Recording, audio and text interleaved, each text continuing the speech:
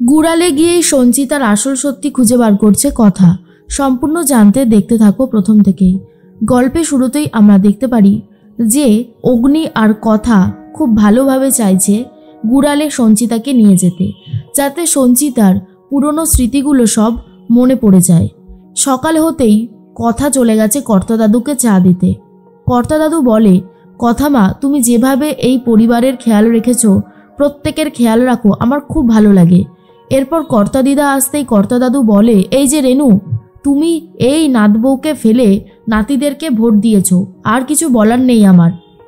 তখনই কর্তা দিদা বলে, দেখো কর্তামশাই, আমি তো বললাম যে আমি কেন ওদেরকে জিতিয়ে দিয়েছি। তুমি যদি এখনও এরকম কিছু করতে থাকো তাহলে আমার আর কিছু করবার নেই।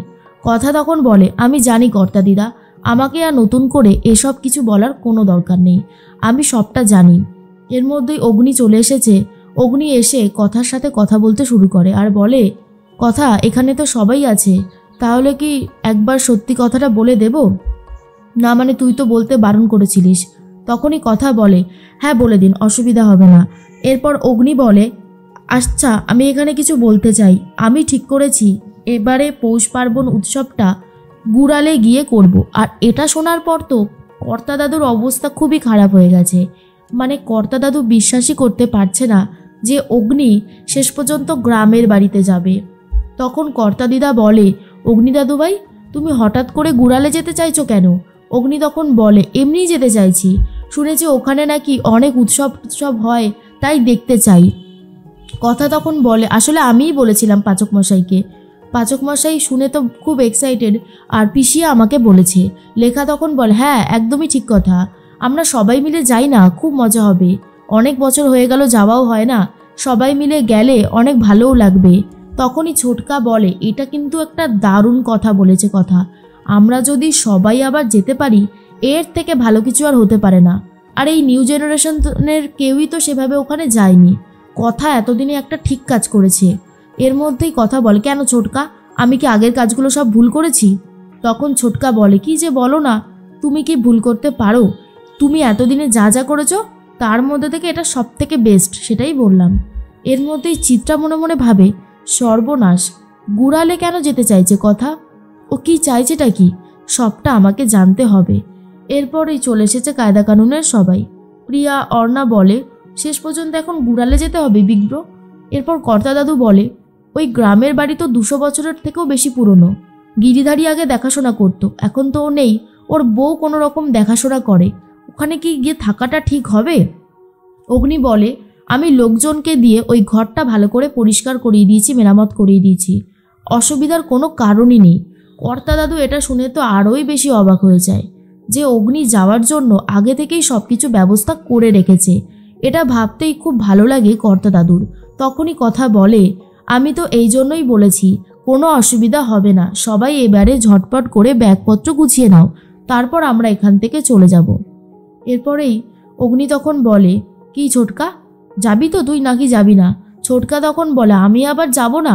তাহলেই হয়েছে। এরপর সবাই তো খুবই রাজি। তখনই চিত্রা অঙ্কিতকে বলে, তোর যাওয়ার কোনো দরকার নেই, তোর তো কলেজের ক্লাস আছে না। অঙ্কিত বলে, মা তুমি এত ভাবছো কেন, আমি সবটা সামলে নিতে পারবো, তুমি এসব একদমই ভেবো না, আমার ওপর একটু ভরসা রাখো, দেখো আমি সবটা সামলে নিতে পারবো। এরপরেই চিত্রা ঘরে চলে যায়। ঘরে যাওয়ার পরেই চিত্রার মনে পড়ে যায় সব কিছু, যেখানে দেখা যায় ঘটনাটা এখান থেকে একটু আগে চলে যায়। মিস্টার রায়, অগ্নির যে ক্লায়েন্ট, সেই হলো সঞ্চিতার ফুলদা। এরপরেই ফুলদা ফোন করেছিল সঞ্চিতাকে। আসলে এই মিস্টার রায়ই সব জায়গাতে মেলায় মেলায় ফুড স্টল দিত, আর সঞ্চিতা রান্নাবান্না যেহেতু ভালো, তাই ফুড স্টলগুলোই সঞ্চিতাকে নিয়ে যেত। এরকমই একদিন ফোন করে বলেছিল মেলাতে যেতে। অন্যদিকে ঠিক সেই দিনই সমীর গুহর একটা কর্মচারীর বিয়েতে নেমন্তন্ন ছিল, কিন্তু সে কোনোভাবেই সঞ্চিতাকে ছাড়া যেতে চাইছিল না। সঞ্চিতাও সেদিন যেতে চায়নি। এরপর যখন সমীর গুহ সবাইকে নিয়ে বেরিয়ে যায়, চিত্রা চলে এসেছিল ঘরে সঞ্চিতার সাথে কথা বলতে। সঞ্চিতা তখন বলে, জানিস চিত্রা, আমার মনটা আজকে সকাল থেকেই ভালো নেই।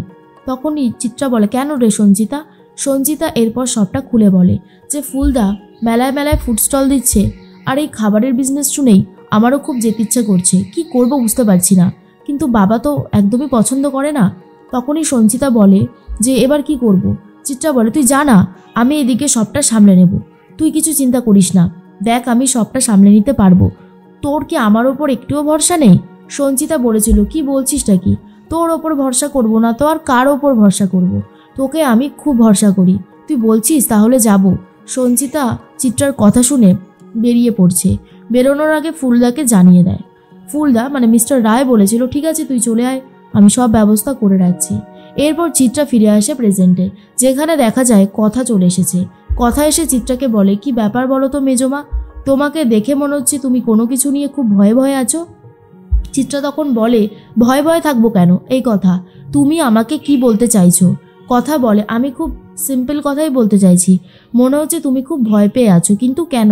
চিত্রা তখন বলে আমি কোনোভাবেই ভয় টয় পেয়ে নেই, আর আমি ভয় পাইনি, তুমি এসব আউফাউ কথা একদম বলবে না আমাকে, যেটা আমার শুনতে মোটেই ভালো লাগছে না। তখনই কথা ভাবে মেজমা আজকাল যেন একটু বেশি বাড়াবাড়ি করছে, তবে মেজমাকে এইভাবে ধরা যাবে না। আমি যতবারই এইভাবে মেজমাকে ধরতে যাব, মেজমা ঠিক কোনো না কোনো ছুতো দিয়ে বেরিয়ে যাবে, প্রমাণ সমেতই আমি মেজমাকে ধরব। কথা ঘর থেকে বেরিয়ে যেতেই চিত্রা ভাবে কথা কোনো একটা প্ল্যান করেছে, না হলে এইভাবে ও আমার সাথে কথা বলতে পারে না। কিন্তু ও কী প্ল্যান করেছে সেটা আমাকে আগে থেকে জানতে হবে। এরপর সবাই তো ব্যাগপত্র গুছিয়ে নিয়েছে, গাড়িতে ওঠার পালা। তখনই সঞ্চিতা বলে আচ্ছা কথা আমরা কোথায় যাচ্ছি? কথা তখন বলে আমরা একটা খুব সুন্দর জায়গায় যাব তোমাকে নিয়ে, চলো না, খুব মজা হবে। সবাই তো গাড়িতে উঠে অনেক গান বাজনা হই হুল্লোড় করতে থাকে, যা দেখার পর কর্তা দাদুর খুবই ভালো লাগে। কর্তা দাদু বলে জানো রেনু, এইরকম একটা হাসি খুশি মিলিত পরিবার দেখব বলেই তো আমি অপেক্ষা করে থাকি। আজ সবাই মিলে একসাথে আনন্দ করতে পেরে আমার নিজেরও খুব ভালো লাগছে। কর্তা দিদা বলে এই সব কিছুই সম্ভব হয়েছে কথা মার জন্য, কথা মা না থাকলে কোনো কিছুই সম্ভব হতো না। কথা মা আমাদের সবাইকে এক সূত্রে বেঁধে রেখেছে। এর মধ্যে অগ্নি গিটার বাজিয়ে গান করতে থাকে, কিন্তু চিত্রার একদমই ভালো লাগে না। চিত্রা মনে মনে ভাবে যাচ্ছি তো ঠিকই, কিন্তু সত্যিই যদি এরকম কিছু হয় তাহলে সবার আগে আমি ফেঁসে যাব। এরপর সেই গ্রামের বাড়িতে পৌঁছে গেছে কথারা সবাই। সেই জায়গাটা আশেপাশে ঘুরে দেখতেই সঞ্চিতার মাথার মধ্যে কেমন একটা হতে থাকে। তখনই কথা বুঝতে পারে মা হয়তো পুরনো দিনের কিছু কথা মনে করতে পারছে, তার জন্যই হয়তো মাথার মধ্যে যন্ত্রণা হচ্ছে। এরপর অগ্নি বারবার করে দেখতে থাকে সঞ্চিতার দিকে, আর এদিকে সঞ্চিতাকে দেখার পর কথা বলে মা তোমার কি কিছু মনে পড়ছে, তোমার কি কোনো কষ্ট হচ্ছে? সঞ্চিতা বারবার করে বাড়ির আশেপাশে ভালো করে দেখছে, কিন্তু সেভাবে কিছু বলতে না পারলেও কথা ঠিক করে এই গ্রাম থেকেই আসল সত্যিটা খুঁজে বার করে নিয়ে যাবে।